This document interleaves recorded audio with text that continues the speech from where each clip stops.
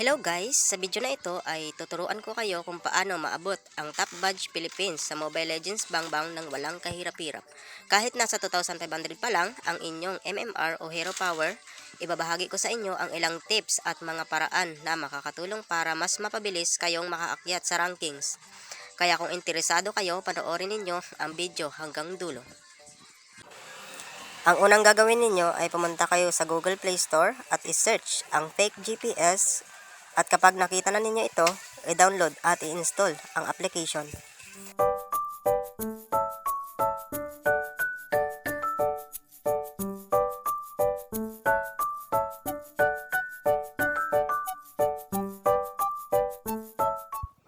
Pagkatapos ninyong ma-download ang fake GPS or fake location, ay pumunta kayo sa inyong mga settings at hanapin ang developer options. At kung wala pa itong lumalabas, ay pumunta sa About Phone at hanapin ang build number o ang inyong version. Hanapin nyo ang version dyan sa inyong mga cellphone sa About Phone. At pindutin ito ng 7 beses ang build number hanggang lumabas ang mensaheng naka-enable na ang developer options. Kung hindi ninyo agad makita ang build number, tingnan ninyo ang version information sa loob ng About Phone dahil kadalasan ay nandoon ito matatagpuan. Kapag naka-enable na ang developer options, bumalik sa settings at hanapin or i-search sa search bar ang MAC location. At kapag nakita nyo na ang MAC location dyan, ay pindutin nyo lamang ito at i-OK.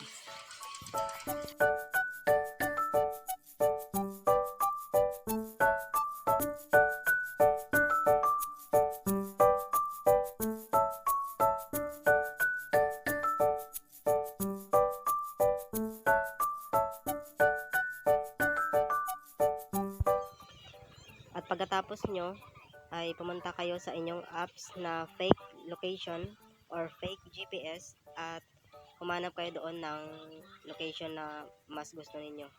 Mas maganda kapag ang location ninyo ay lagay ninyo sa mas malayo na lugar. At pagkatapos itutok nyo ang location sa gitna o sa mas napili ninyong lugar na lagyan. Ang napili ko palang ang location dito ay ang maliit na isla ng Hawaii. At pagkatapos, humanap kayo dito ng mas gusto ninyo at itutok ninyo yung location sa pinakagitna nito. Ayan. At kapag natutok nyo na sa gitna, pinutin nyo lang yung gilid na kulay green at okay na yun siya. At pagkatapos nyan ay pumunta kayo sa inyong mga ML at pindutin nyo yung leaderboard at pindutin nyo yung heroes.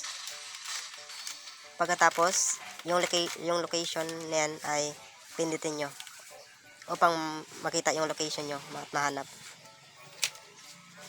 At pagkatapos nyan ay okay na guys. I-okay nyo lang siya.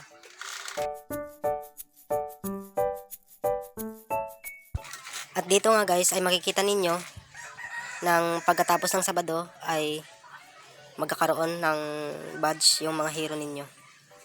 Basta't umabot siya ng 2,100 hanggang 2,500, ganun. So ayun lamang guys, maraming salamat sa panonood ng video na ito. Sana may natutunan kayo at nakatulong ang tutorial na ito sa inyo.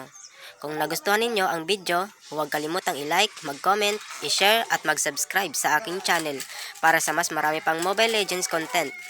Maraming salamat sa inyong suporta. Ingat kayo palagi at see you sa susunod na video. Thank you for watching guys.